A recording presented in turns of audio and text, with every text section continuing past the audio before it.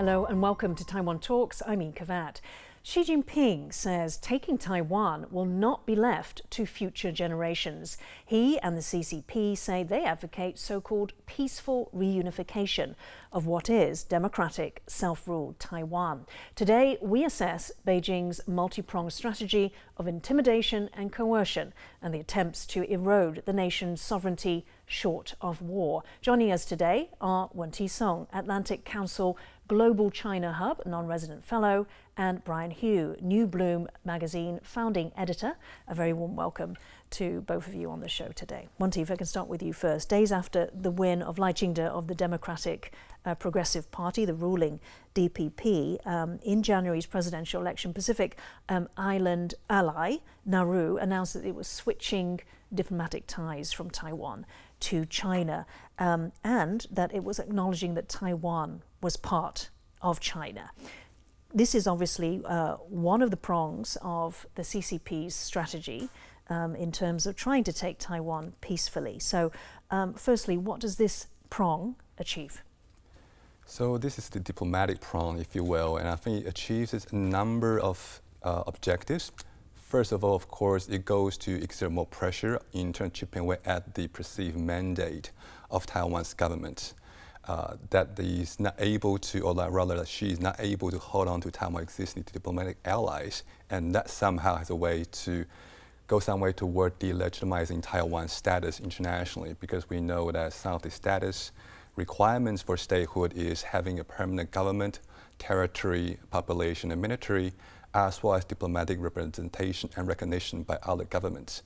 So in this sense, it chips away at that.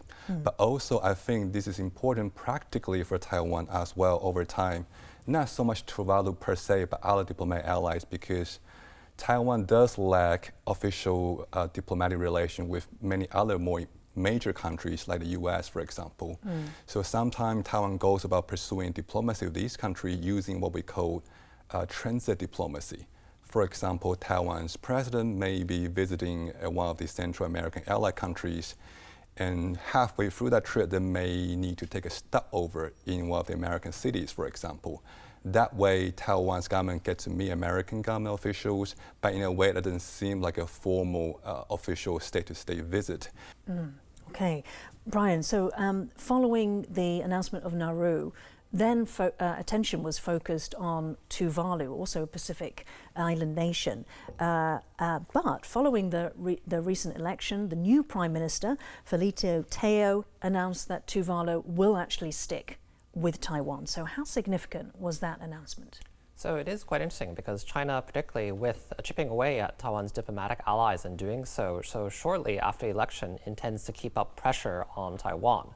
And these narratives about Taiwan losing diplomatic allies would then be weaponized in domestic political discourse by the Pan Blue camp to criticize the mandate of the incoming Lai administration, framing it as though the world is reacting badly against the Lai victory. But because of the fact that then Tuvalu announced it was sticking with the course, that did not occur. Only one ally was lost. It's still possible that this will occur. I think we see, particularly with Honduras, in which initially there was a presidential candidate, Xiomara Castro, who suggested that she would break ties and then came to office, backed away from the idea, then flip-flopped again. It's actually very hard to tell if when a new government comes into one of Taiwan's remaining allies, if it will stick the course. But I think particularly worth considering is the reaction of the US in the case of losing diplomatic allies, because that is the case that Taiwan's remaining diplomatic allies are all smaller than in terms of the size of the population, the economy, and so forth. But they are often in key geostrategic regions, in particularly the Central America, Latin America, Pacific Islands, etc. And the US is also a stakeholder in that. Concerning, for example, if there's a loss of allies, if they have stronger relations with China, that might not play well into consideration of global power for the US. Okay, and why do you think, Brian, the Chinese efforts failed so far? As you said, things could change, but so far. I think it's a question. It really depends on the domestic politics, I think, in terms of the relations that exist with Taiwan historically sometimes. Taiwan can never outspend China when it comes to providing, for example, benefits to diplomatic allies, in terms of subsidizing infrastructure construction, providing scholarships, etc. But I think there are other considerations, too, for diplomatic allies of Taiwan, such as, again, the relation to the US. Absolutely. Okay, now Brian mentioned the Solomon Islands, Wen-Ti, and they're also facing an election this year. And a member of an opposition party called the United Party, Peter Kenneloria, says the party would actually switch ties back to Taiwan. So what conditions are there in the Solomon Islands that is enabling this position, this stance? I mean, naturally, election is a good time for there to be more rigorous debate and rethinking about major policy issues and foreign policy issues, including relationship with China and Taiwan, but as well as that, by extension, with China and US. I think are natural topics for discussion there. And I think to take a step back, I think Solomon Island may be having some rethinking about what we call fear of entrapment. We know that Solomon Islands signed a security agreement with China a little while ago that gives China potential access in terms of helping to police Solomon Island societies should the occasion calls for it. Now, maybe at some point Solomon Island is going to rethink it and think, well, maybe it's not the best idea for Solomon Island to be so deeply enmeshed in this US-China rivalry that is seeing no sign of abating anytime soon.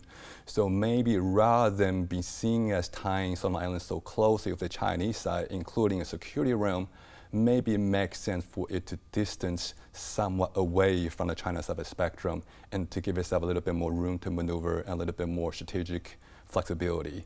So I think part and parcel of that is rethinking that relationship with China and Taiwan. Brian, let me quote, it's exactly in line with what Wen-Ti just told us. Kenneloria says that the security pact with China has caused unnecessary tension in the region, and he says, I quote, "We injected ourselves into this playing field where giants are, and then we become the grass that the giants trample on. So I want to get rid of this security arrangement with China." So it's one thing to get rid of the security arrangement with China, but then also to switch diplomatic ties. Yeah, and I think particularly then there's the potential for retaliation from China. China would not be happy because of this doubling back. But it's interesting, too, to me that in, for example, Taiwanese politics, there's historically a party that's pro-independence and one that's pro-unification and calling for relations between better relations with China or the US. And ironically, when one looks at diplomatic allies of Taiwan, then that sometimes is a similar political split that exists between a more pro-China and a more pro-Taiwan party. But I think also, again, behind Taiwan is often perceived the US. And so the attempt to strengthen relations with the US sometimes occurs through Taiwan. And I think particularly then for domestic opposition parties in these very small countries, then that's a major consideration. So it could be a reflection of, as you both said, to build stronger ties with the US. Let's talk about Wen-Ti, Honduras, which I think Brian mentioned. So Honduras switched ties from Taiwan to China last year, and we understand from recent news that the shrimp producers are not very happy. Can you tell us why that might be? I think it just goes to show how economic incentive when it comes to diplomacy, when it comes to dialogue diplomacy, including these economic promises that China may have been promising Honduras, not all of that is going to come true at the exact timing to the exact extent that it may seem at the start. And so I think that shrimp is one example. But more broadly speaking, I think as well as that, I think it's important to know that largesse from big donors, including a major economy like China, may not always be as dependable as it may initially seem, especially when the big donor itself, like China, may be facing economic challenges of its own, like what we've all been seeing this year, for example, earlier this year with the stock market difficulties that China may have been experiencing.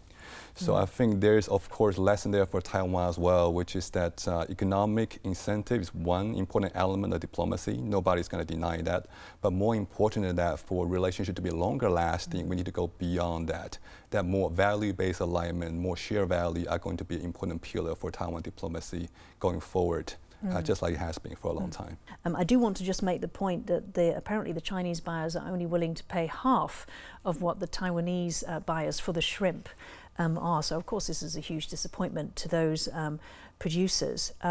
So the cautionary tale there, Wen-Ti basically said it's not just for the allies, but also for Taiwan in terms of maybe changing its approach. Has Taiwan actually already changed its approach? I mean, I understand particularly with Palau, the relationship there has been a sort of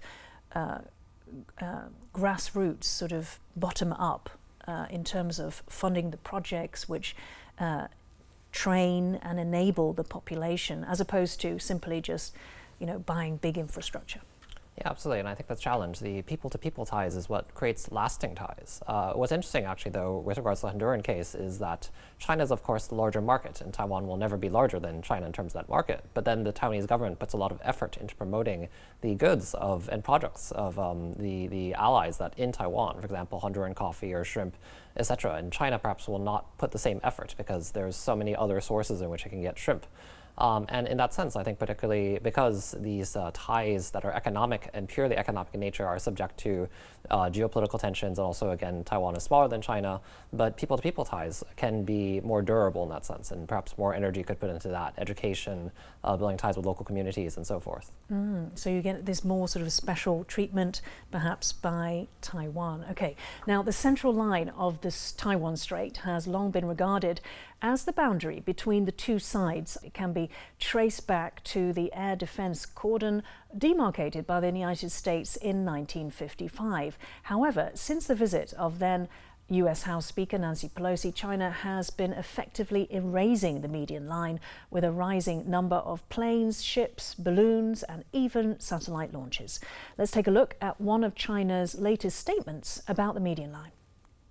世界上只有一个中国，台湾是中国领土不可分割的一部分，根本不存在所谓的海峡中线。 Now, Voice of America reported that the People's Liberation Army is crossing the central line of the Taiwan Strait more and more frequently, and says China is like a snake gradually trying to strangle its prey.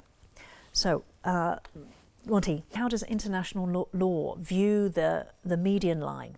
And also, as related to that, does it say that there are international waters in the Taiwan Strait?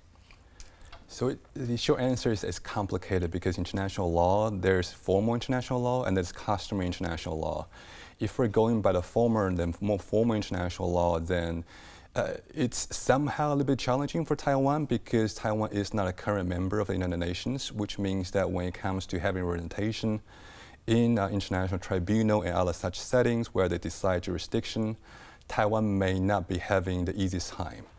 But then there's also what we call customary international law, where boundaries, effective boundaries, are essentially decided by and agreed on through actual day-to-day practice, through precedents.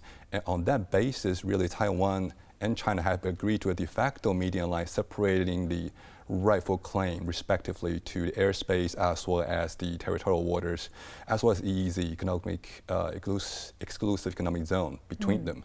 So in that sense, China's latest announcement, in that sense, will be a contradiction to what has been long agreed to by the two sides for decades. So in that sense, it will be seen by many, including many other international actors, as an act of provocation. We do hear all the time from the freedom of navigation transits by the US and its allies that the Taiwan Strait is international waters. Yeah, absolutely, though this is a matter of contention, I think, between not only China and Taiwan, but with regards to maritime domains in just the region more broadly. So with South China Seas, the West China Seas, and so forth. And so particularly with Taiwan, it is quite sensitive because of the fact that China claims Taiwan, and I think particularly eroding away at what were precedents that existed in the past to dial back tensions, to hold things within restraint. I think that is increasingly common nowadays.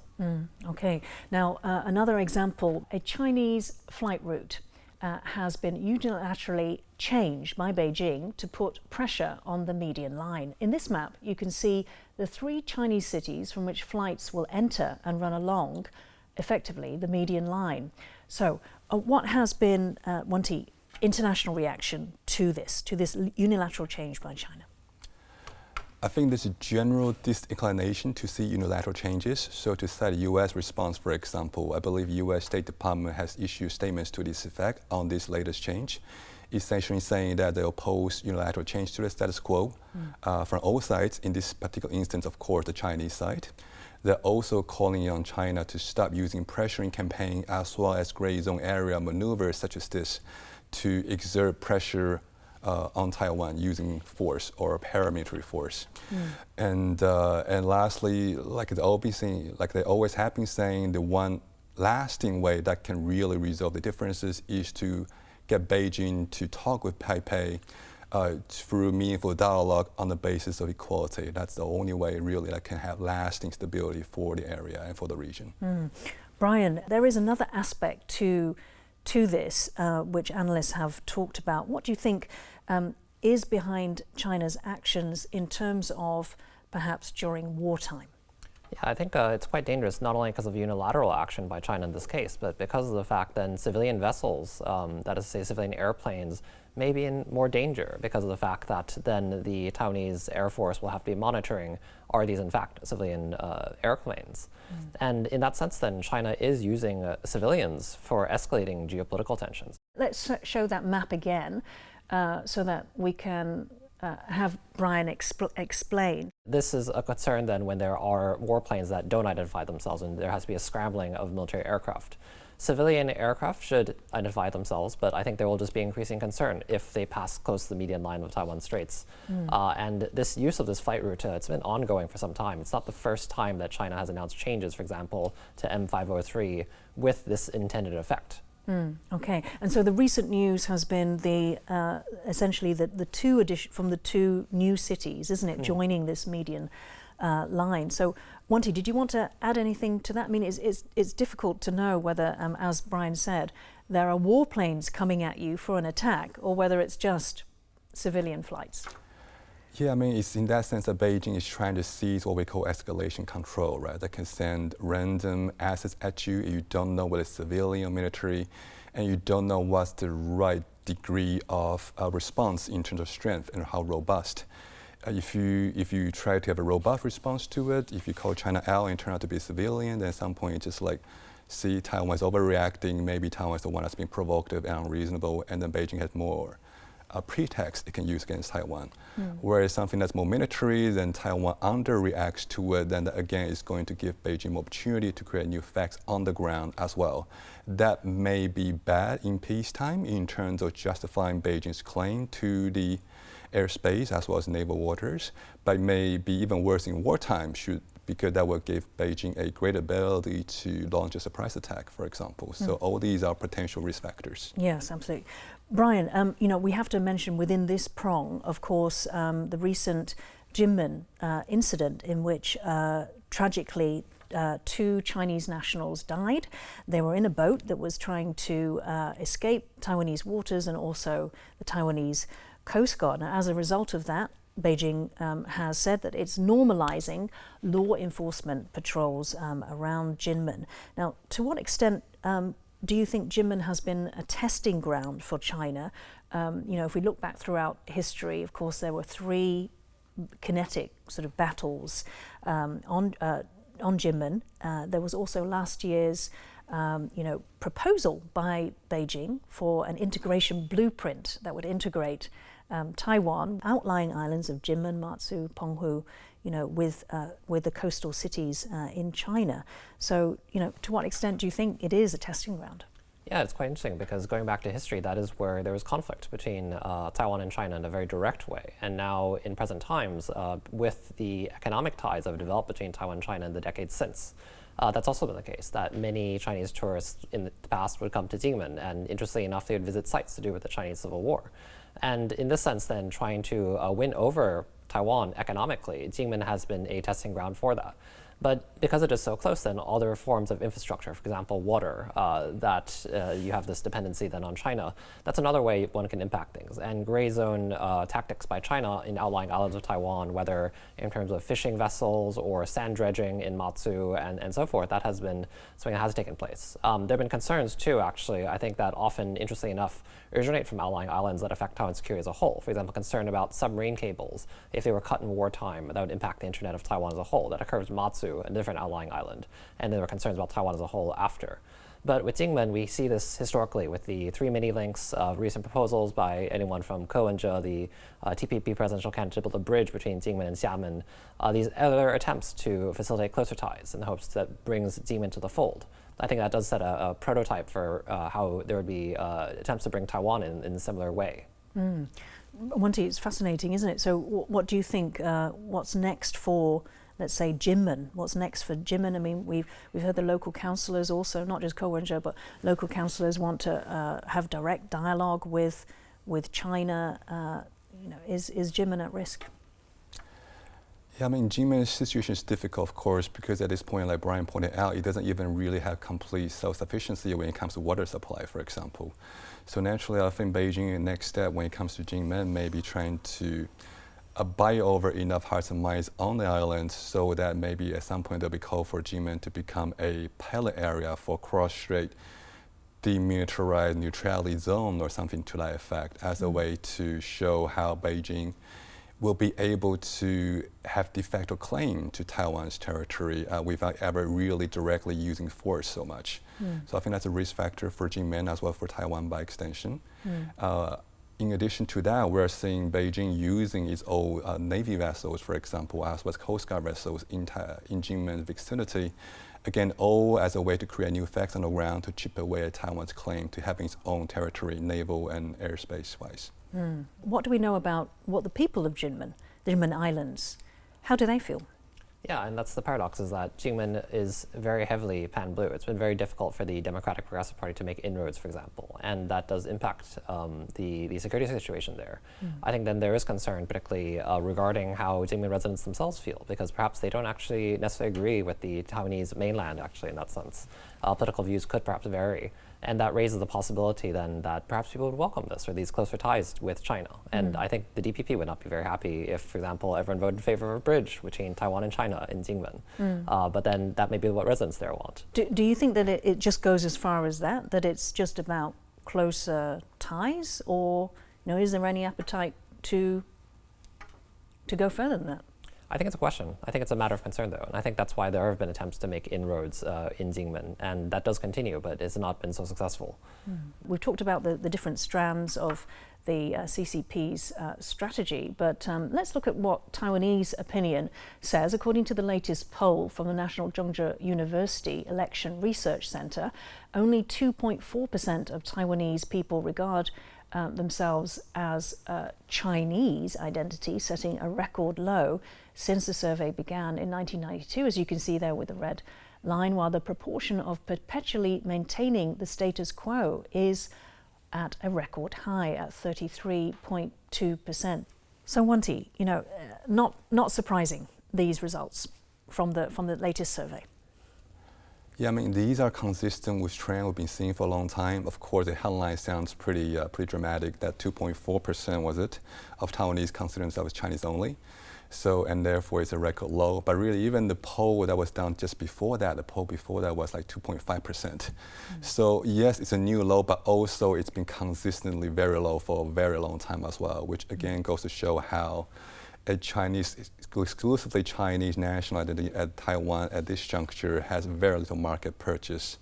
And that translates into policy preference when it comes to Taiwan's relationship with China, of course. How at this point there's very little appetite for unification between China and Taiwan. And there's ever-growing support for a status quo posture. And I think, especially during the presidential campaign of 2024 for Taiwan, you see the ruling party DPP's candidate William Lai again constantly reiterating that his posture, as well as his party's posture under the DPP government, will be about pro-status quo as well. So I think that act of opinion leadership has also further strengthened support for status quo orientation among Taiwanese electorates. And just to clarify, that status quo means self-ruled Taiwan. Oh, indeed. It's a Taiwan that is not under the rule of the People's Republic of China based in Beijing. Okay. Brian, so let's conclude and let's talk about the efficacy of China's campaign so far. We started off with, its efforts short of war in trying to take Taiwan, and very quickly, how do you think China interpreted Taiwan's election results? Well, I don't think they were happy with the results, but at the same time, the outcome was mostly known, and so it was predicted ahead of time in that sense. And so I think— You say it was mostly no? Known. So in the polling ahead of the election, it was pretty clear how it would turn out, and I think then it didn't surprise anybody. However, in that sense, China's efforts at outreach have not been terribly successful. And I think China is often reaching towards the same means it has tried in the past, a combination of incentives and threats, but then that is not winning over people. There's concern about, for example, the political views of Taiwanese young people, that they may still be willing to vote for pan-blue political parties, but then one looks at the polls and it shows that Taiwanese identity continues to be rising. And I think for China then, the efforts then to engender a sense of common identity or a common sense of prosperity, that Taiwan's future at a time of poor economic stagnation, for example, maybe with China, that's still facing a lot of challenges. I think China then is in it needs to come up with new ways of being public, but it just does not have that at present. Okay. Wen-Ti, very, very finally, so we had 40% for Lai, but 60% for the other two candidates who are closer to China. So, do you agree with Brian, or do you think that China perhaps sees this as affirmation of its strategy? I think Beijing knows that regardless how they want to read it, the fact is the candidate that Beijing likes the least was able to get elected back into office. So I think that's lesson number one for Beijing. Lesson number two for Beijing, of course, is that regardless of that first point, Beijing will tell itself as well as other friends in an effort to save face that regardless the party that Beijing doesn't like get less than majority of a vote, and therefore that means Beijing's efforts are working according to Beijing narrative, and therefore Beijing can again manage to show some more patience. So it can have the best of both worlds in a sense, have the egg and eat it too. Okay, on those words, we're going to have to end it there. Thank you so much, Wen-Ti Sung and Brian Hioe, for joining Taiwan Talks today. If you liked our show, please search for us on YouTube, give us a thumbs up and hit subscribe to our channel. Thank you for watching our show today. Stay safe. See you next time.